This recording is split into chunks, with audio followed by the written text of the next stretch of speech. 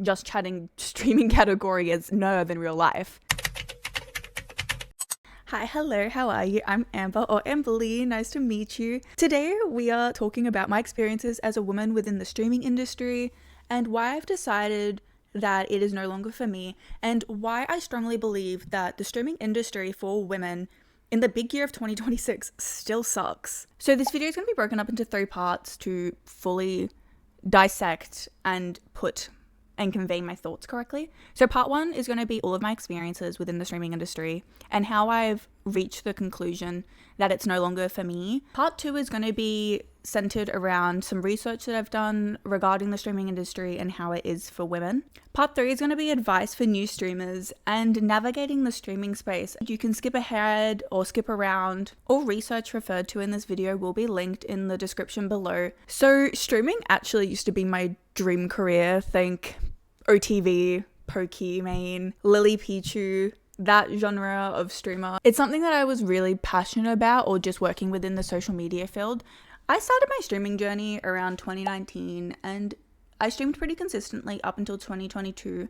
It was my full-time job for a little bit throughout COVID while I was studying at uni. Earlier this year, I actually streamed for about a month and a half before I went to Japan.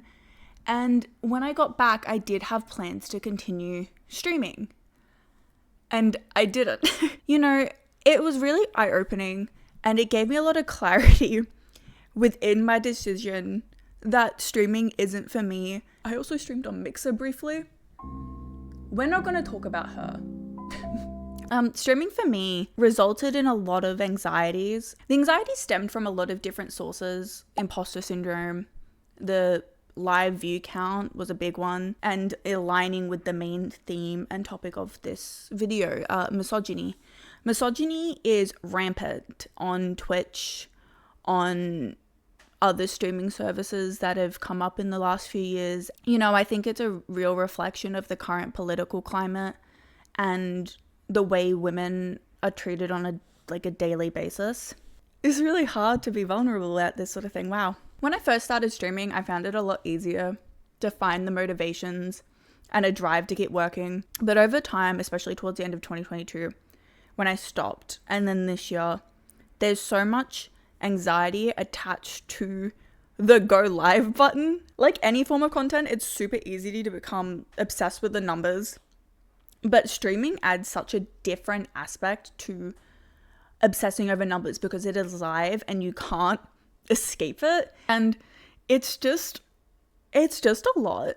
And with streaming, every other person that is currently live when you are live, in even if it's your friend, are indirectly your competition for viewers. Being Australian based is also very limiting in terms of viewership due to time zone differences, and it would play heavily into my anxieties around streaming because time zone differences, not streaming at the right times, leads into viewership stress, and then it just circles. It's like a self-eating snake and you can't get away from it. It also doesn't help that I am, oh my god, there's a bug on my window, ew. It doesn't help that I am introvert leaning. I'm sometimes extroverted, but I am an introverted leaning person. And you know, something people don't tell you, you expect streaming to be a breeze as an introvert because you're by yourself. Wrong. Oh my god, no. No. It is so inherently draining, and I don't think I see enough people talking about the fact that it is really draining to sit there for hours on end just talking to yourself. And you know, with streaming, it puts you in front of a lot of people. There's a lot of trolls. Trolls are, you know, it kind of comes with the Twitch culture. Trolling has a lot of different levels of extremism. Some jokes are just made at the streamer's expense, but then you have hate raids, and then you also have people being swatted, and unfortunately it all falls under the general umbrella of trolling. While trolls can target anyone and everyone, the main target of those sort of malicious attacks are usually women or people of minority groups. So in my experiences, I already have anxiety towards going live, but then there's also additional anxiety of, in the stream, am I going to be targeted in some way or another? I have received hate raids before, and you know, as I've gotten older, funnily enough, my mentality threshold to be able to deal with troll comments or hate raids, etc., has actually declined. And I think I'm a much more sensitive person, and I take things a lot more personally. And I think my circumstances, my current point in life, and the content I enjoy consuming, and also the content I want to produce, streaming is just not a viable platform for me going forward. You know, there's no way to say I won't occasionally want to stream, because I genuinely did love streaming, but I've reached a point with everything I've previously discussed that is just no longer the content creation medium for me. We're gonna get into some research now. Buckle up. Some of this is bad. So, polling commissioned by Amnesty International UK, Toxic Tech, How Misogyny is Shaping Gen Z's Online Experience. So they conducted a survey of 3,024 Gen Zers from a nationally representative sample of the UK population. I'm obviously not from the UK, I'm Australian, but this is a very good baseline for what type of things I'm talking about in terms of my research, and it paints a picture for the state of the streaming space. So 55% of those surveyed expressed concerns about seeing misogynistic content online. 53% reported receiving inappropriate emojis in their posts and photos. 44% received unsolicited explicit images. 43% being body shamed. 40% subjected to unwanted sexually suggestive comments. 32% experienced hate speech, and 27% reported online stalking. Now, I just want to sit there with that for a second. There's a lot more content to this and context, and I highly recommend reading it. Once again, it's in the video description. But I wanted to make sure I properly construed and got across the current state of the internet for women, because it is a direct reflection of the current state of Twitch. Misogyny on Twitch has actually been a discussion point all the way back to 2014, when the platform was turned into Twitch from Justin TV. So hate raids are also a pretty common experience. To quickly explain what a hate raid is, a research article I found defined hate raids as: in the most common form of a hate raid, a streamer's chat room is overwhelmed by a rapid influx of Twitch accounts posting hateful messages. Now, it took Twitch a while to actually properly address this, because it was rampant during COVID, but they have put new measures in place in the platform's security to be able to implement stricter rules in terms of Twitch chatters. So I myself have been hate raided. I know of friends that have been hate raided. Hate raids also carry on over to Discord. They aren't gone completely, and I think it's something to be really mindful of. If you are wanting to look into streaming, please make sure to look into protections you can put in place for yourself and your community. I think we all know this. Twitch is very male dominated. So a study I found from 2019, I couldn't find anything that is newer, I apologize. Twitch has a 65% male audience. And, you know, it probably skews a little bit, probably possibly towards more men being on the platform. But regardless, it is not a 50-50 split. There are more men on the platform, point blank period. And because of the platform that Twitch is, there is incels.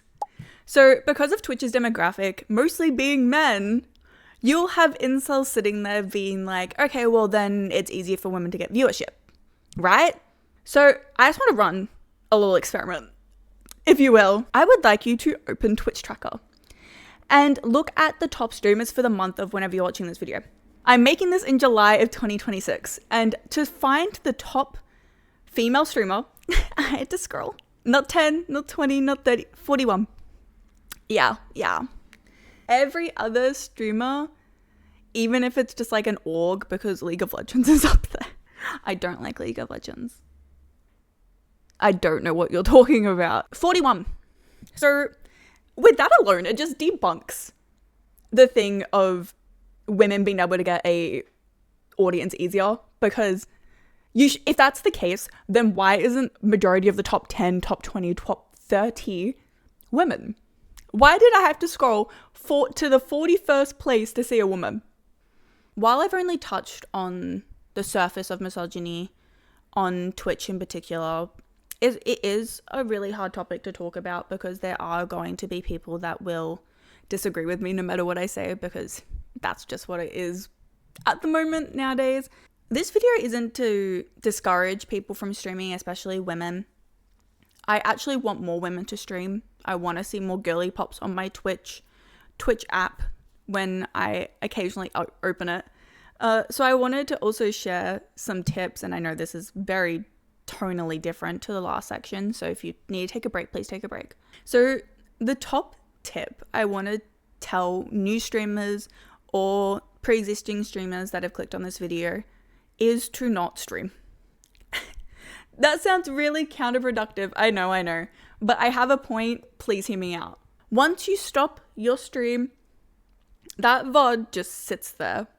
And unless you're actively creating content on other platforms or using that VOD and turning it into content, there is no discoverability. And Twitch has tried to fix this previously. They haven't done a good job at it. But there's discoverability on the platform is really bad.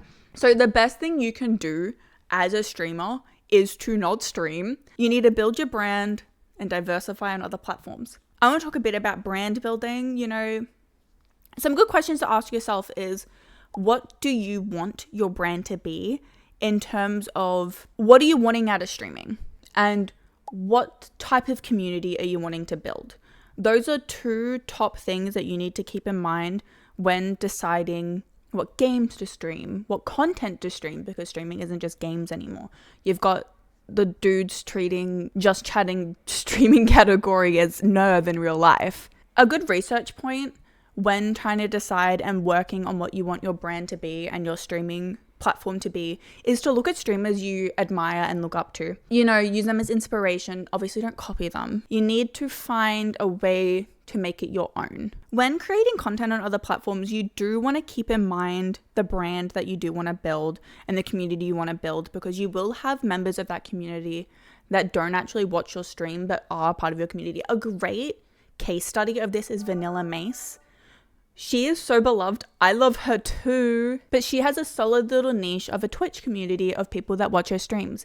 But if you were to go into the comment section on a TikTok video, a lot of the people actually don't watch her streams. They watch the clips, they watch her YouTube videos, and that's about it. Please just make sure, Pinky promised me that you are going to upload content outside of Twitch. Another big thing to keep in mind is goal setting. Goal setting is a tip I don't see discussed enough as a really great tip for content creation, for Twitch streaming, but also content creation as a whole. It's really important to give yourself short-term and long-term goals. So say, for example, you have a goal of, I want to get XYZ amount of followers, I want to be a Twitch partner or something. What smaller goals are you going to have in between that goal? Because that's a big jump. So you need to decide of ways you're going to work on creating your content and building your platform and building your community with smaller goals that are more niche, more focused. So say you've built your brand and you're streaming and you're creating content, you've got your goals. You need to review your content. You need to review your SWODs and review your past streams and content you create on other platforms and decide how you would like to improve that content. If you don't continuously strive to be better within your content, like this is the second time I filmed this video because I did not like the first version. It's the same concept, but I've improved on it. I've fleshed it out more. So you need to take the time to be constructive with yourself. And I'm going to end with this. For the love of all things, turn off pre-roll ads on your stream. No one wants to open a stream for the first time and get hit by an ad. I wanted to treat this video as a love letter isn't the right word, but kind of as a love letter to my pre-established streaming community and those that have engaged and watched my streams over the years. Thank you. And I hope you will continue to join me on pursuing other content and, what to expect from me going forward. I have a lot of video ideas in mind, and I've uploaded a few when this video has been uploaded and published. So please check them out. I'd really appreciate it if you did. Thank you for sticking by me and enjoying the content I've created. This YouTube thing's hard. I hope you enjoyed this video, and I will see you next time. Bye.